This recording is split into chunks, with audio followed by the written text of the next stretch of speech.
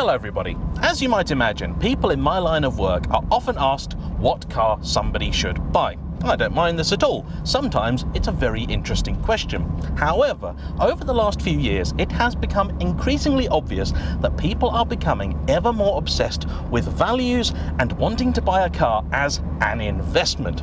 Now, long-term viewers of the channel will know that I despise the notion of a car purely as an investment. But truthfully, I think the real reason that the idea of cars as investment bugs me so much is that it has ruined the automotive world for so many people. Not even a decade ago, there was a whole host of amazing and interesting machinery from a number of different manufacturers you could get your hands on at a very reasonable price. The whole new versus old argument was always an interesting one, but now the market has become so skewed that even cars which were designed to be affordable when new are out of the reach of many.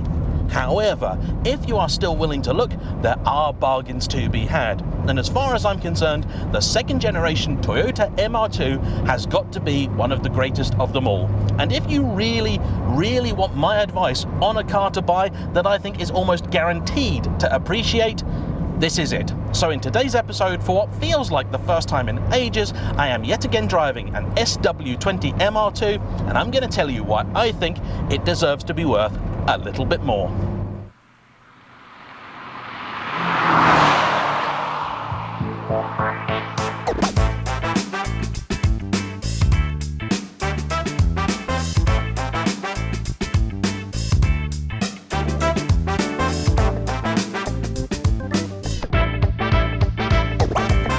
Generation Toyota MR2 debuted in 1989, but it's worth taking a moment to mention the fact that all three generations of Toyota's mid-engine masterpiece have been distinctly different. In case you're not sure which is which, the first is the sort of origami style thing that I actually have developed a bit of a fondness for, though really never have been that fond on the looks of.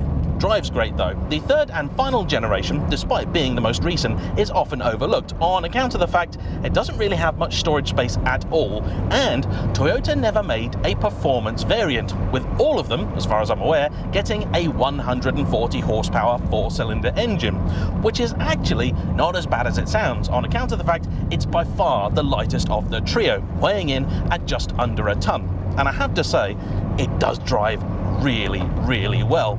But say Toyota MR2 to just about anybody, petrolhead or otherwise, and I'd wager it's likely this that they're going to think of, the second generation, known as the W or SW20. It landed in 1989, with production ending a decade later in 1999. Just to make matters confusing, during that time the car went through 5 separate revisions, of which this is the second, introduced in 1991, and they were roughly evenly spaced.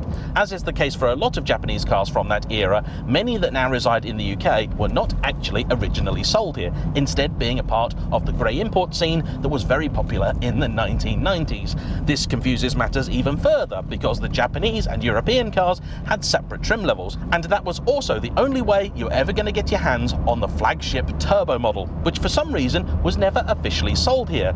I'm not actually sure Toyota ever gave an official reason as to why they didn't sell it here. It can't have been emissions because it uses the same engine as you got in the 6th generation Celica GT4, of which I own an example. I suspect more likely is the fact it probably would have just been a bit too expensive. This is why the grey import scene was so popular. It was a way of saving a lot of money.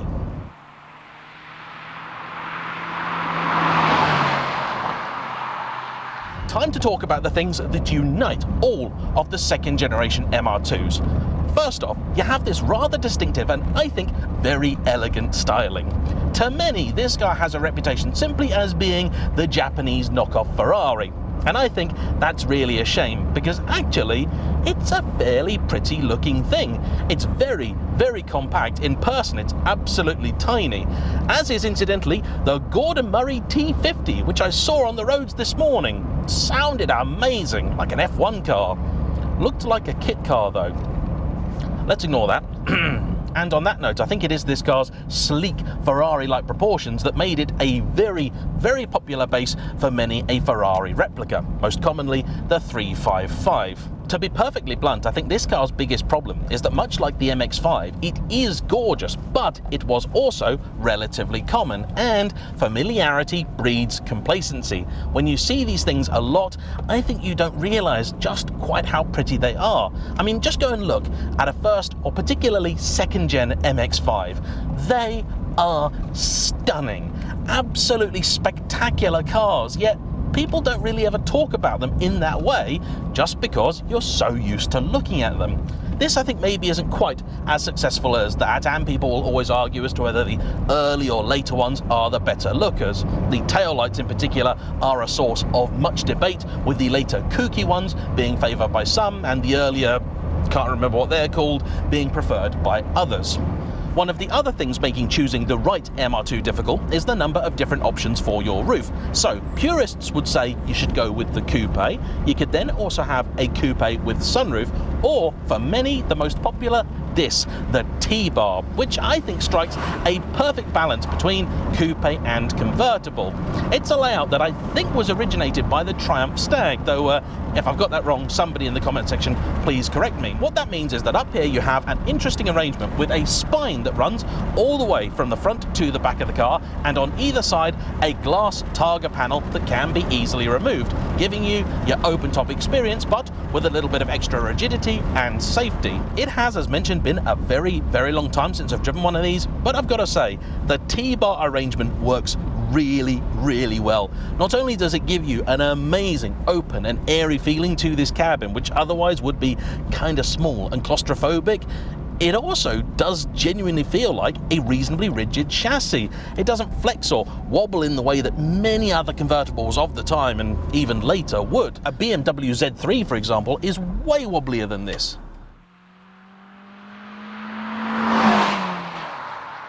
The view out aside, which is granted amazing, the interior of this car is probably the most conventional thing about it. Your switched gear, steering wheel, gear lever and stereo, if it was original, are all basically the same as you'd have got in a whole host of other Toyotas of the time, which is to say it's relatively unexciting but does the job. In fact, everything in here, barring the stereo, which is not original anyway, still works, though unfortunately it never got air conditioning, so it's rather warm, hence the open window. An automatic gearbox did exist for these, but only I think for certain models, and it's a relative rarity. This car has a beautiful, very stubby looking and feeling 5-speed manual, which I have to say is in really good condition. I know from some of the shots you've probably surmised that this car is a bit of a snotter, but actually I don't think that's fair to it at all. Cosmetically, yes, it needs some work.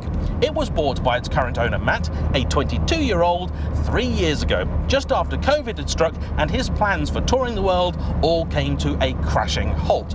So he decided instead to spend the money he'd saved on upgrading his Mark 7 Fiesta to this. And I don't think he's really looked back.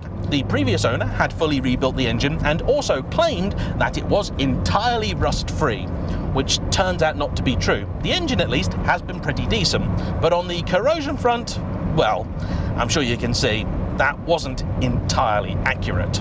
But let's be honest here, you've likely heard of the MR2 before. I'm sure you've seen plenty of them, and I'm sure you know they have a reputation for being, on occasion, a bit crusty. But I'm sure you've also heard these are a car with a reputation for somewhat wayward handling. It is almost impossible to have a discussion about an MR2 without somebody mentioning snap oversteer. So, is that true? What do they actually like to drive? I think it's just about time we found out.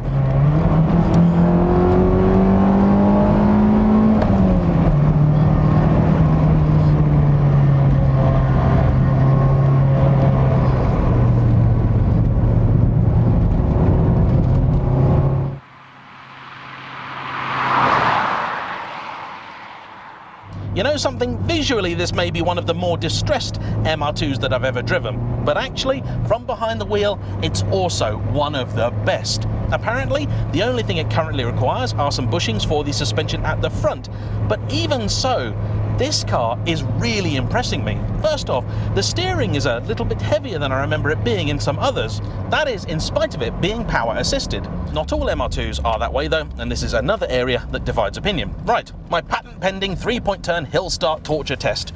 Here we go. What's the turning circle like? It's not that bad. Visibility is superb because there's just glass everywhere. Does the handbrake work? Yes, it does. Clutch, nice and easy to modulate. Throttle, pretty good too. Ground clearance, not a problem because of the short wheelbase, and we're out. Fabulous. This car is an original UK market one. Being the T-Bar, it would have come with the slightly more powerful 3S GE engine as opposed to the 3S FE.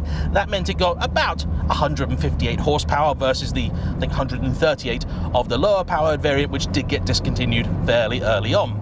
Later, the cars eventually went up to, I think, about 170 horsepower and finally 200, but possibly for the Japanese market only with the Beams engine. In any case, on this kind of road, I think the power this car has got is just about right.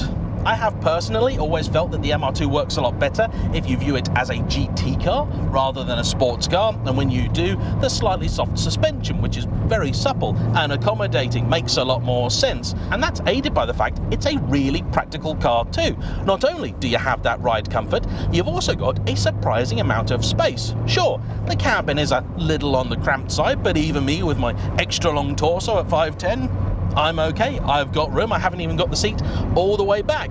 There's storage in the middle here, there's a glove box over there, there's space behind the seat, and you've got two boots. You've got the traditional one at the back, which is a surprisingly generous size considering the layout and dimensions of the car, and you've got a fruit as well, though there's not quite so much room in that. Now, I'm not going to try and pretend that these are perfect cars, because they simply aren't.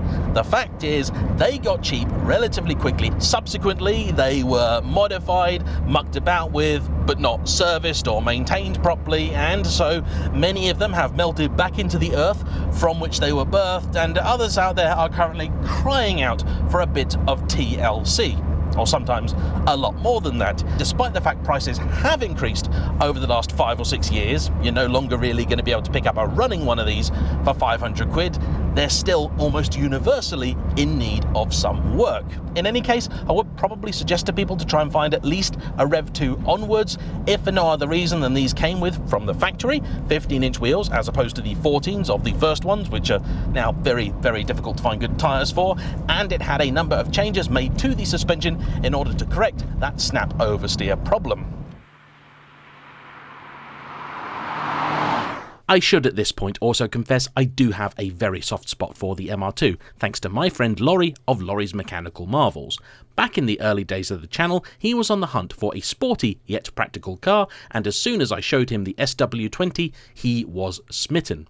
Back then, it was actually possible to pick up a running car for just a few £100s, so we bid on possibly the worst advert I'd ever seen on eBay for a car the other side of the country and embarked on an ill-informed adventure to collect it. That video wound up being a bit of a hit for the channel, and it's also a very fond memory. So if you'd like to see a car purchase that makes Alex Kirsten look like the most cautious man online, please check it out. So then, what, in my unprofessional opinion, makes these ripe for a potentially dramatic increase in prices over the next few years? Well, take your pick of any of these factors. First off, the looks of it. It's different, it's interesting, you're not going to mistake it for anything else. As a relatively affordable mid-engined car, it sits in a very, very exclusive club. Only really the MG F, TF and the Lotus Elise have done as much as the MR2 to democratise the mid-engine layout. And I've no doubt whatsoever that part of the reason this car got a reputation for having spiky handling is the people who came to it didn't really have any experience of a mid-engine car. And the fact is, you can't drive this like a 205. If you try, you will crash. That's just how it is. The world of the Japanese automobile is also experiencing an incredible renaissance. Just look at the prices being asked for anything with a Skyline GTR badge on it, a Supra, an RX-7. These cars are commanding serious money. As the likes of those become ever more unaffordable, people will invariably look for the next best thing. And I think for many, this will be it. Parts availability and pricing is also generally pretty good, meaning if you do want to acquire one as a project, you aren't going to bump into too many deal-breaking issues, provided it's not too far gone in terms of the body shell, and you do have to check for that. There isn't anything that I've heard of on an MR2 you can't buy or fix. They're also, provided you only need the 2 seats, super usable. You've got the combination of that comfort and storage space along with reasonably good economy. These should all do over 30 to the gallon, meaning that if you do want to use it as your only or daily driver, there's no reason I don't think that you couldn't. But there is one factor that I think makes the MR2 actually genuinely unique. You see, when you start talking about cars for investment, something status as a future classic, those that achieve the biggest sums generally fall in one of 2 categories. Either they're the cars that everybody had as a youngster. This is why the likes of the Capri have now become so valuable. Everybody had one, they fell in love with it at the time, but nobody really cared enough for it to keep them going, and so later on there aren't many left, and you've got a whole heap of nostalgic blokes in their 50s that happen to have a lot of cash, and it becomes a case of simple supply and demand to see who's willing to pay to get their car. At the opposite end of the spectrum, you then have the cars that people always wanted. Your Countach, your Testarossas, so on and so forth. For me, the Lamborghini Diablo. The MR2 though is a little bit of both, because it is a car that may for many people have been their first sporty or special car, something they owned when they were in their early 20s, and that's a period when people make a lot of very fond memories. Or it may have been that car that somebody in their 20s or even 30s always promised themselves. They saw it at the dealership, their neighbour had one, it was just a little bit different, but circumstances at the time prevented them from having it. And so I think very, very soon, if not already, you're going to be getting both groups of people looking rather lustily at the 2nd generation Toyota MR2 and going, actually, they were quite good. I want another one of those, or I think I should get one of those now before the prices rise. And this will become a self-fulfilling prophecy. People worrying about the prices going up are going to go out, buy these, and guess what will happen? The prices will go up. And yeah, I know, look, there's going to be a whole bunch of people out there looking at this particular car going, wouldn't spend money on that, I'll just get a better one, it's just not worth it. Well, guess what? I understand what you're saying, and the fact is, to bring this car up to the standard that I know Matt wants, he realises is going to cost more than the value of the entire car at the moment. But it is that logic which has created rarity for so many other vehicles, and it's that mindset, the whole, I'm not going to buy a rough one, can't be bothered, or yeah, it's costing too much, I'll just scrap it, that is also going to add to the rarity. And you know what? This car deserves to be loved because it's cool, and I'm really, really glad that a young person such as Matt, 22, that devil, pays only £300 odd a year for insurance, by the way, so stick that in the list of reasons to buy an MR2, but I'm glad he is into this car and he gets it, because he should. Anyway, I want to say a big thank you to him for bringing it out, and as ever, to you for watching. Don't forget to hit the like button, comment down below, and subscribe if you haven't already. I'll see you for the next one. Bye-bye.